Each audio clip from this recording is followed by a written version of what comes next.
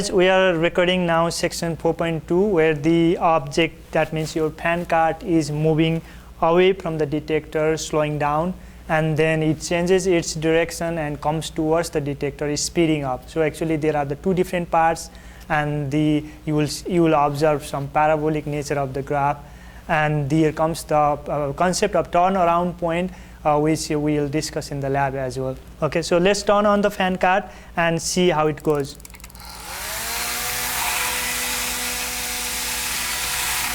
This is the nature of the graph you obtain. This is the position versus time graph. It is a nice parabola, right? So you see that in this parabola there are the three different regions where the slope is changing. At first the slope is increasing, and at the highest point where this at the maximum height of the parabola where the slope will be 0, and then the slope will be negative after that, right? So there are three different slopes: positive, 0, and the negative. And when you go to the velocity versus time graph, so you should start from the positive slope and then you go all the way to 0 and then the negative, right? And that makes sense. So looking at the position and the velocity versus graph. Now if you go to the acceleration graph, because there is the acceleration, because the velocity has the constant negative slope, and that negative slope corresponding to this region.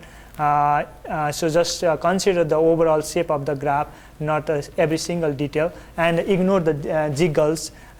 So you see that this is just the horizontal line below the x-axis, and that is the acceleration, and the acceleration is of course the negative.